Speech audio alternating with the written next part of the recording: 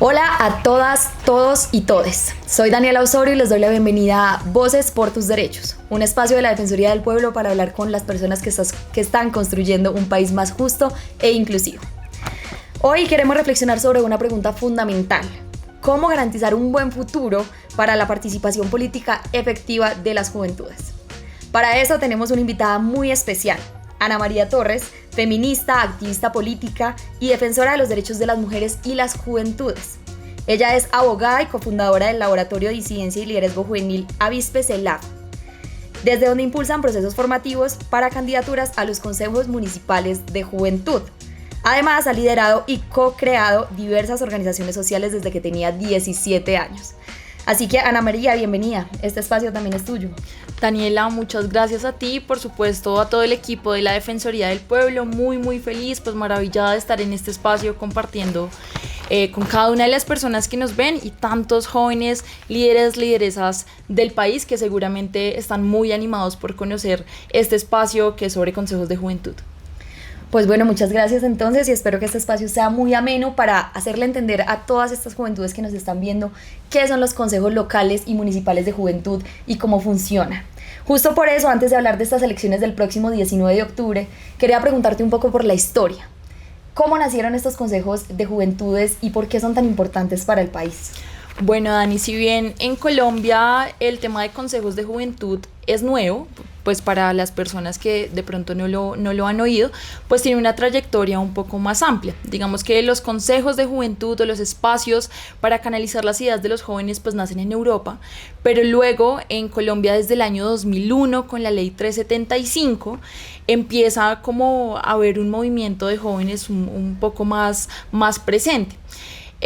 Ahí se eligen los primeros consejos locales de juventud y por ejemplo en Bogotá fue la primera elección, pero no se hizo masivo en todo el país. Luego en el año 2013 con la ley 1622, el Estatuto de Ciudadanía Juvenil precisamente, digamos como que ya se hace más presente la agenda juvenil y posteriormente en el año 2018 se actualiza esa ley con la 1885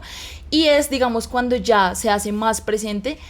todo el tema de consejos de juventud y es por eso la importancia digamos que de este espacio de participación.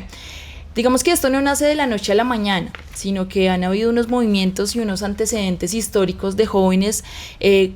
pues organizados con movimientos estudiantiles, movimientos juveniles, de mujeres, mejor dicho, de un montón de espacios y de sectores que han agilizado y que han promovido estos espacios de participación para que posteriormente en el año 2021 esa agenda de juventud pues se plasmara efectivamente y que el gobierno nacional pues decidiera digamos que agenciar por un montón de cosas que estaban pasando en la coyuntura, por ejemplo el estallido social, por ejemplo digamos que todo el movimiento histórico de jóvenes que habían tenido unas exigencias o que habíamos tenido unas exigencias para que estas elecciones a los consejos de juventud no solo estuviera plasmada en el papel y en la normativa, sino que sucediera, que se le asignara un rubro y que fuera una exigencia y una obligatoriedad para todos los municipios del país. Entonces digamos que es un poco de dónde viene y por qué surge la primera elección a nivel nacional de los consejos municipales y distritales de juventud en todo el país. Qué bonito eso, porque creo que no muchas personas tenemos en cuenta que esto fue creado por jóvenes y para jóvenes, como lo venías contando, fue como una iniciativa que surgió incluso de nosotros mismos y de nosotras mismas, pues para empezar a ver más participación política. Pero justo por eso entonces quería decirte, ¿para qué sirve participar en un consejo de juventud? ¿Qué tipo de decisiones o acciones pueden promover los y las jóvenes desde estos procesos participativos? Vale, Dani, pues como lo veníamos hablando, los consejos de juventud han sido un espacio que nos hemos ganado los jóvenes, no ha sido un espacio regalado, sino precisamente promovido por los diferentes movimientos de jóvenes organizados y no organizados también, hay que decirlo, que ahí también pueden entrar juventudes que se sienten confiadas en estos espacios y las que no. Y una de las principales funciones que tienen los consejeros y consejeras electas es representar a la juventud de sus municipios, de sus territorios, ¿cierto? Pueden participar personas entre los 14 y los 28 años y representar pues a otros jóvenes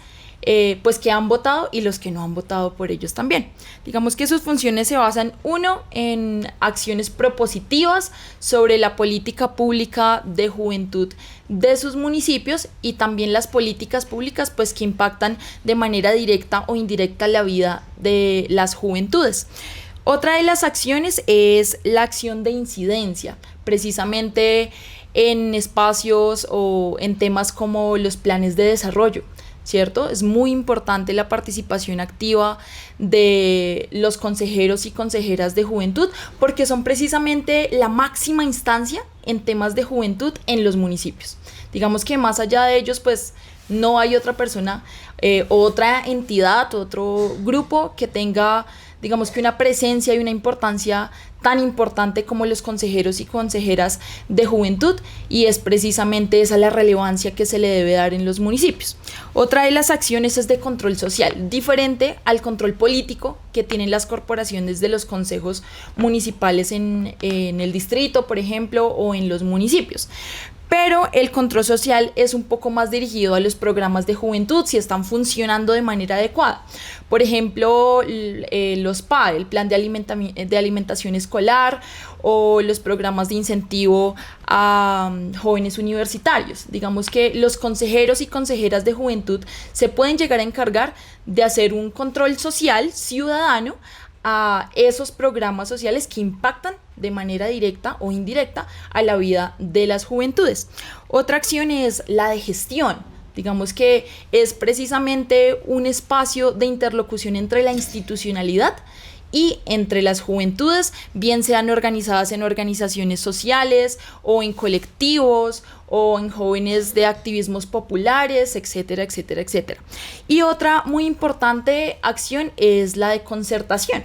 que es precisamente en donde se reúnen esas diferentes problemáticas que tienen las juventudes y que le han manifestado las juventudes a esos consejeros y consejeras de juventud, y es donde ya existe una interlocución directa con la institucionalidad y pues por ejemplo un gabinete municipal encabezado pues por el alcalde o la alcaldesa municipal o la alcaldesa local, pues como sea el caso de las juventudes, y es allí en donde pues se pueden llegar a interlocutar posibles soluciones a esas diferentes problemáticas. Es digamos que una de las acciones claves que tienen y van a tener los consejeros y consejeras electas en este año. Son un montón de posibilidades las que tienen los y las jóvenes que accedan a esos cargos. Es increíble que puedan hacer tanto desde esos consejos. Y creo que en Colombia, pues como es una figura nueva estos consejos municipales, todavía la gente no ha entendido que esto es una elección nacional como cualquier otra, como elegir un senado, como elegir Cámara de Representantes. Y eso es lo que estamos hablando acá, que es súper relevante para que sean los jóvenes quienes pues construyan ese futuro y esas políticas públicas que apunten justamente a las necesidades que tenemos. Quería pasar como a otro tema que también es súper relevante, y es que sabemos que este año también se eligen las curules especiales para juventudes. Quería preguntarte de qué se tratan esta elección y si quiero ser candidata o candidato, ¿cuáles son los requisitos o las cosas que yo debo tener en cuenta? Bueno, estas curules especiales, uno, digamos que tienen una importancia mayor, yo creería, y es un poco la reivindicación de los derechos de las juventudes históricamente, digamos que vulneradas, que no se les ha dado la participación que debería habérseles otorgado, ¿cierto? Por el hecho de ser seres humanos. Pero digamos, como hay una discriminación histórica, pues debe también haber un espacio especial para aquellas juventudes de esos grupos minoritarios o históricamente vulnerados, como los grupos rom, afros, desnegritudes, palenqueros, etcétera, jóvenes campesinos de los sectores rurales. Y digamos que lo que deberían hacer los jóvenes es primero el calendario electoral, el cual no vamos a ahondar en este espacio precisamente, pero que sí es muy importante que lo revisen a detalle para poder acogerse a las fechas en las cuales la registraduría pues ha estipulado la inscripción de sus candidaturas. Dos, digamos que en la mayoría de estas poblaciones lo importante es como una acreditación de un colectivo o del Ministerio del Interior en algunos casos, pues para poder postularse a esta curul especial, ¿sí? y lo pueden hacer de manera individual o colectiva. Pero acá digamos que sí hay un llamado importante a la institucionalidad de los diferentes municipios y los diferentes territorios para que también promuevan esas acciones afirmativas y que los jóvenes pues puedan digamos que entender uno la importancia de estos espacios, de participar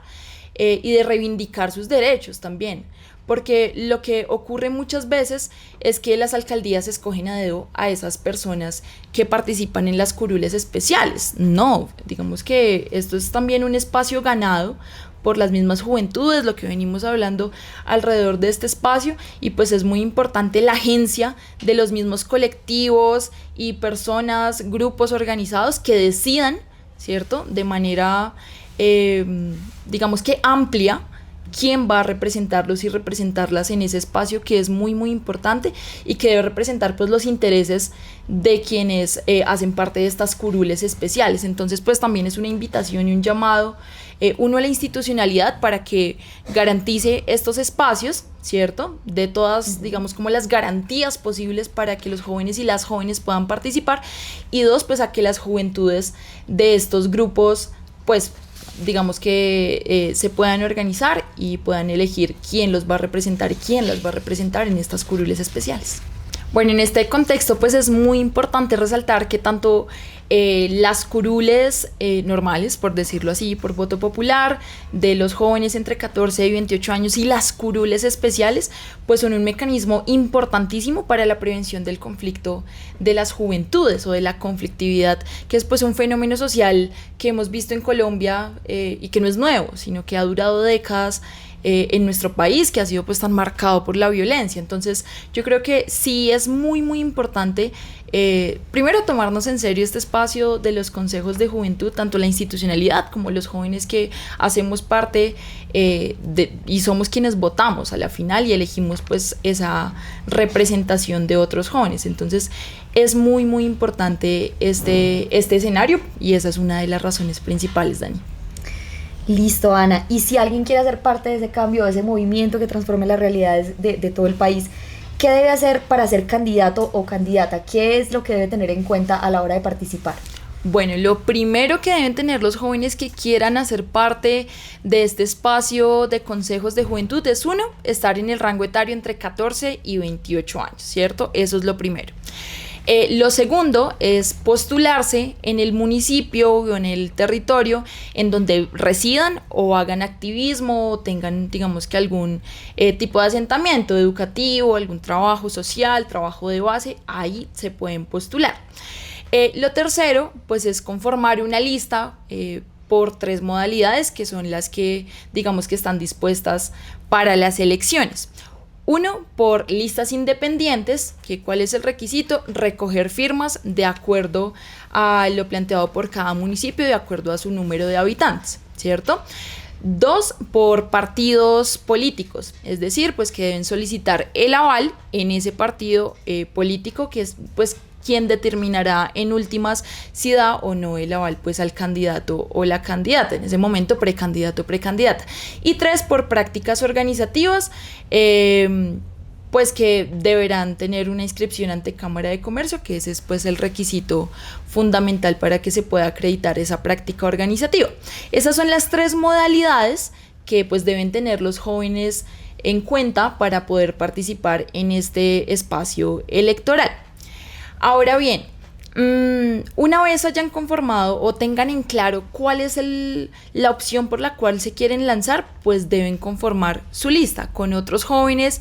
líderes, lideresas, pues que le camellen a este tema, que estén muy entusiasmados por transformar territorio. La lista debe ser paritaria, entonces eso quiere decir cremallera, es una lista cerrada, si empieza con hombre, pues debe seguir después una mujer, después un hombre y así. Mínimo son 2 personas en la lista, digamos que ese es como el requisito clave, o si encabeza una mujer, después un hombre.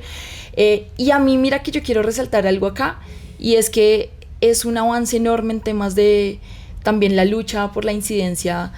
política de las mujeres en el territorio nacional, porque hemos visto, digamos que históricamente las mujeres no hemos podido participar, no hemos tenido las mismas garantías sociopolíticas, culturales en todos los escenarios, y yo creo que el Consejo de Juventud o las elecciones hacia los consejos de juventud se han pensado una herramienta importante para avanzar en materia de equidad de género, lo cual también es muy muy chévere, y desde esa primera instancia que son los consejos de juventud empezar a pensarnos cómo más mujeres participan en política, creo que es valiosísimo para construir una democracia mucho más equitativa y poderosa en este país. Entonces, pues básicamente esos son como los requisitos,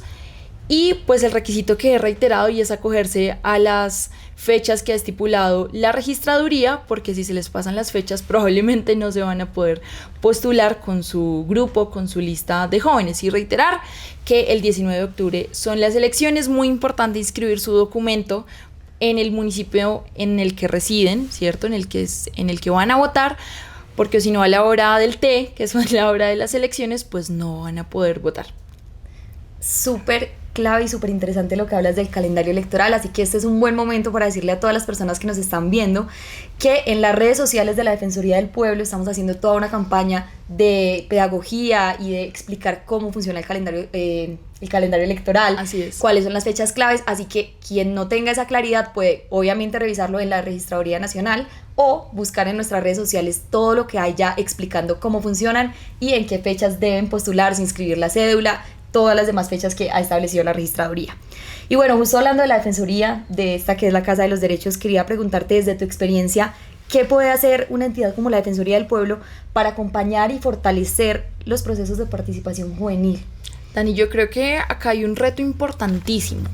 y es la formación a jóvenes que históricamente han sido un poco relegados de estos espacios de participación, porque sabemos que en últimas, o lo que ocurrió hace 4 años, o lo que ocurrió por allá en el 2010, que fueron las elecciones a los consejos de juventud, esas primeras elecciones que no se hicieron en todo el territorio nacional, pues quienes terminan participando pues son jóvenes privilegiados que tienen acceso a la información, a la educación, pero yo creo que la importancia de descentralizar esta información, ¿cierto?, y los mecanismos de participación y llevarlo a las zonas en donde realmente hay unas problemáticas, pues digamos que muy muy grandes para los jóvenes que no han tenido acceso a la educación, que no han podido participar en la vida política, que no han tenido incidencia o que le están camellando desde sectores populares, desde sus juntas de acción comunal, desde escenarios barriales, veredales. Pues yo creo que es una tarea importantísima. Y eso se puede hacer mediante formación, pero yo creo que la formación tiene que ser continua y a lo largo del tiempo, no solo en épocas de elecciones. ¿Por qué? Porque si lo hacemos antes de, pues estamos sembrando, ¿cierto?, esa semillita de liderazgo y de participación en las juventudes. Y en el momento de las elecciones, pues ya vamos a tener un producto y es la cosecha de esos liderazgos magníficos de jóvenes capaces de liderar y de abanderar las banderas, valga la redundancia, en temas de juventud. Entonces yo creo que esa es una tarea importantísima, formar a las juventudes en temas de derechos humanos, en materia de equidad de género, en todos estos temas que son tan cruciales para que los jóvenes y las jóvenes digamos que puedan tener una mayor incidencia y digamos que puedan aprovechar este espacio que yo creo que es valiosísimo de la mejor manera. Entonces la Defensoría creo que acá juega un papel muy importante en los territorios. Bueno, y ya para ir cerrando, Ana, quería hacerte esta última pregunta. Quiero que me la respondas desde el corazón y de verdad, con toda la honestidad que te sea posible. Y es cómo desde nuestros oficios y desde las instituciones del Estado se puede garantizar hoy un buen futuro para la participación política efectiva de las juventudes en Colombia. Yo creo que una tarea importantísima por parte de las instituciones es la difusión. Muy, muy importante que las alcaldías se pongan la 10, ¿cierto?, para difundir en los colegios, en los grupos y colectivos de jóvenes, de deportes, de arte, de cultura, estas elecciones que son tan cruciales para este momento, digamos que coyuntural en el país, que es también mirar cómo los jóvenes construimos paz, ¿cierto? Cómo los jóvenes nos pensamos en un futuro en donde recordemos la violencia como algo pasado y no como algo que sigue estando tan marcado en nuestro país. Entonces yo creo que es una tarea enorme por parte de la institucionalidad, por parte de las alcaldías, de las gobernaciones y del mismo gobierno nacional, garantizar y dar, digamos que esa amplitud de posibilidades para que uno de los jóvenes puedan participar como candidatos o candidatas, no solo en las zonas centrales, no solo en donde llega la información, sino también llegar a esas zonas alejadas, en donde están jóvenes muy pilosos, que han hecho trabajo de base posiblemente y que también quieren participar. Y dos, también dar las garantías para que los jóvenes desde los 14 años puedan llegar a participar con su voto. No, Ana, pues qué más que todo esto que fue tan claro, tan completo, esta información que le va a servir a las jóvenes y los jóvenes de este país para saber cómo pueden participar. Muchísimas gracias por estar con nosotros en esta entrevista, por todas las claridades que nos diste hoy. Desde este espacio reafirmamos el compromiso de la Defensoría del Pueblo con unas elecciones justas, en paz y diversas, en donde todas las voces cuenten. Así que ya saben, los invitamos a compartir este episodio, a seguirnos en las redes sociales de la Defensoría del Pueblo, a seguir esta conversación que es activa y que tiene que seguir moviéndonos a participar. Nos encontramos en el próximo capítulo de Voces por tus Derechos. Hasta pronto.